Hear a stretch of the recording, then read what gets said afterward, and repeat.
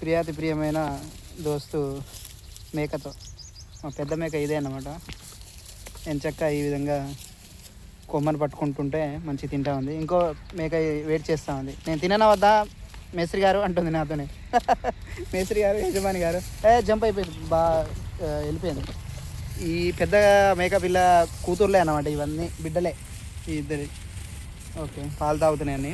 ఒక మేకపోతుంది, మేక పిల్ల ఉంది. నేను ఈ విధంగా ముళ్ళ చెట్టును పట్టుకున్నా, ఇవన్నీ వచ్చేసి తింటా ఉన్నాయి.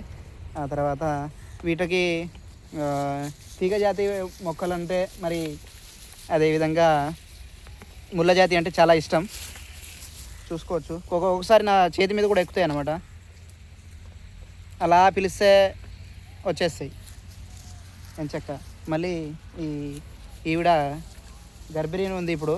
ప్రతి ఈతలో 2 ఇస్తుంది మిత్రులారా, 3 కూడా ఇస్తాయి ఒక్కొక్కసారి. వంశాభివృద్ధి చేసిందంటే ఇదే మేక.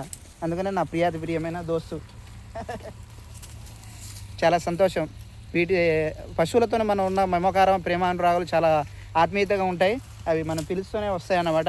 వీటికి మనము వేసే గంజి ఏదైతే ఉందో అది చాలా అలవాటు. అన్నం కూడా తింటుంది.